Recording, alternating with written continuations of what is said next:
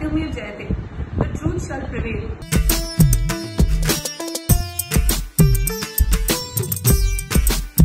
यार दोस्तों, ये बात तो बिल्कुल सच है कि सच को छुपाया जा सकता है, झुठलाया नहीं जा सकता। ये जो सुप्रीम कोर्ट का फैसला है ना, ये करारा तमाचा है महाराष्ट्र सरकार के ऊपर, ये करारा तमाचा है मुंबई पुलिस के ऊपर, ये करारा तमाचा है अनिल देशमुख, संजय राउत जैसे लोगों पे, जो ये अभी तक बात कर रहे थे कि भैया सीबीआई की जरूरत नहीं है, ज्यूरिडिक्शन नहीं है बिहार सरकार का, उनको कोई अधिकार नहीं था। इनका ये कहना था कि बिहार सरकार का कोई अधिकार ही नहीं था कि इन्होंने सीबीआई को केस सौंप दिया। आज क्या कहता है सुप्रीम कोर्ट कि बिहार पुलिस ने बिल्कुल सही किया, बिहार पुलिस का बिल्कुल अधिकार था, और सुप्रीम कोर्ट ने फैसला दिया है बिहार पुलिस के सीबीआई को सौंपे गए केस के फेवर में। तो ये तमाचा है ऐसे लोगों के ऊपर, ये तमाचा है बॉलीवुड माफिया के ऊपर, जो बॉलीवुड डिबेट में बैठ के डिफेंड कर रहा था ना बॉलीवुड को, जो ये कह रहा था कि जबरदस्ती इसका हुआ बनाया जा रहा है, सुप्रीम कोर्ट में आप कितने ही चले जाओ लेकिन कुछ नहीं होगा। आज सबकी हवा टाइट हो गई है, सबकी हवा टाइट हो गई है, सबके पास अब शब्द नहीं है। अनिल देशमुख भारी मन से कहते हैं कि भैया हम स्वीकार करते हैं। बीएमसी ऑफिशियल अब कहते हैं, अगर मतलब मेरे को ये पढ़ के, ये न्यूज पढ़ के हंसी आई, बीएमसी ऑफिशियल क्या कहता है कि अगर सीबीआई आती है 7 दिन के अंदर, मतलब 7 दिन से कम समय में आती है तो हम उनको क्वारंटाइन नहीं करेंगे, और अगर 7 दिन से ऊपर होती है तो इनकी जो विधि है उसके अनुसार क्वारंटाइन करेंगे। मेरे को तो मतलब हंसी आई, और मैं देखता हूँ ये कितना क्वारंटाइन करके दिखा देते हैं सीबीआई अधिकारियों को। ये तो अभी बेचारे अपनी वो जो इनके ऊपर कलंक लग चुका है ना, उसको मिटाने की कोशिश कर रहे हैं, ये जान के छवि सुधारने के लिए ऐसे ऐसे बयान दे रहे हैं कि जिससे लोगों को ये ना लगे। क्योंकि अब एक सवाल ये भी चल रहा है कि आपने बिहार के आईपीएस को तो क्वारंटाइन कर दिया, सीबीआई को भी करने की हिम्मत है? नहीं करेंगे, हिम्मत नहीं है, औकात नहीं है। बिहार पुलिस के ऊपर तो इन्होंने बहुत चलाने की कोशिश की, उनको दबाने की कोशिश की और दबा ही दिया, लेकिन आप सीबीआई को नहीं दबा सकते। सीबीआई के सामने आपकी नहीं चलेगी। सीबीआई के आने के बाद आपको अपनी फाइल्स हैंडओवर करनी पड़ेगी। आपने बिहार पुलिस का तो कॉपरेशन नहीं किया, लेकिन सीबीआई के साथ आप ऐसा नहीं कर सकते।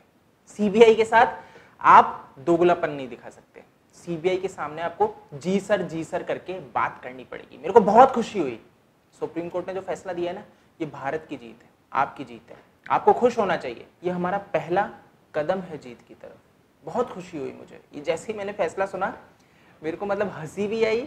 महाराष्ट्र सरकार का मैं सोच रहा था बेचारों के ऊपर क्या बीता होगा, जो ये इतनी ऊंचे ऊंचे बयानबाजी कर रहे थे। अभी भी बयानबाजी से ये बाज नहीं आए हैं, अभी भी बोल रहे हैं जो पॉलिटिकल लीडर्स है, जो इसको पॉलिटिक्स बनाना चाह रहे हैं। हम तो सीबीआई के मतलब एक होता है ना कि भैया बेचारे करें क्या, अब इनके पास कुछ नहीं बचा है, अब ये बोल भी नहीं सकते, क्योंकि अब तो कोर्ट ने भी जवाब दे दिया कि भैया सीबीआई बैठेगा। और सुप्रीम कोर्ट के विरोध में अगर ये जाते हैं, ऐसा इनकी हिम्मत नहीं है, क्योंकि भैया सरकार चल रही है इनकी, और सुप्रीम कोर्ट के विरोध में बोल नहीं सकते ये, आप समझ रहे हैं।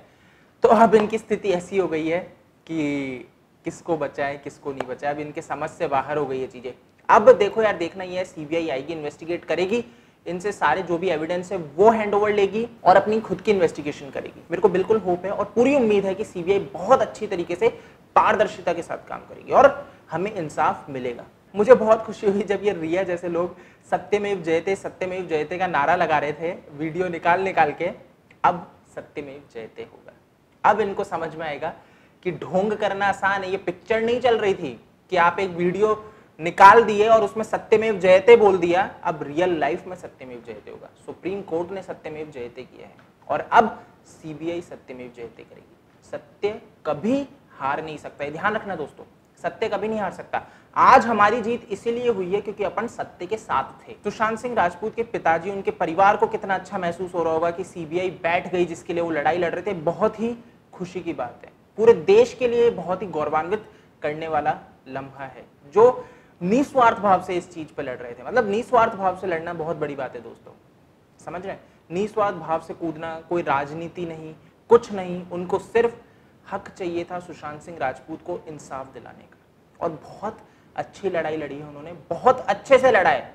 सड़क 2 का जो हाल हुआ है बहुत बढ़िया किया है भारत ने, और ये आगे भी होना चाहिए। जो बॉयकॉट की ये लड़ाई लड़ी है ना आपने, कि बॉलीवुड बॉयकॉट होगा, नेपोटिज्म बॉयकॉट होगा, ये होना चाहिए। देखो, सुशांत सिंह राजपूत के पिताजी ने एक स्टेटमेंट जारी कर दिया है जिसमें उन्होंने बताया है कि वो और उनके परिवार ही सुशांत सिंह राजपूत को रिप्रेजेंट करेंगे। बिल्कुल सही बात है, ऑब्वियस सी बात है। देखो, अब देखो यार, सुशांत सिंह राजपूत के पिताजी ने एक स्टेटमेंट जारी कर दिया है कि वही और उनका परिवार ही रिप्रेजेंट करेगा सुशांत सिंह राजपूत को, और बिल्कुल सही भी बात है, क्योंकि अभी जिस तरह से बहुत से यूट्यूबर्स अलग अलग अपनी थ्योरी लेके आ चुके हैं, बहुत से बॉलीवुड के लोग और बहुत से लोग अपनी अपनी थ्योरियां चला रहे हैं कि ऐसा है, ये हुआ वो हुआ, जो भी है क्या सच्चाई है तो देखो सीबीआई इन्वेस्टिगेट करेगा। बट एक बिल्कुल सही बात है कि इससे केस गलत दिशा में भी जा सकता है। अगर हर कोई रिप्रेजेंट करने लग जाए सुशांत सिंह राजपूत को तो इससे केस गलत दिशा में जाएगा। ऑब्वियस सी बात है, उनके पिताजी और उनका परिवार ही रिप्रेजेंट करेगा, जो बिल्कुल सही रहेगा। बाकी अपन लोग आवाज उठा सकते हैं एक स्वर में जो सही है उसके लिए,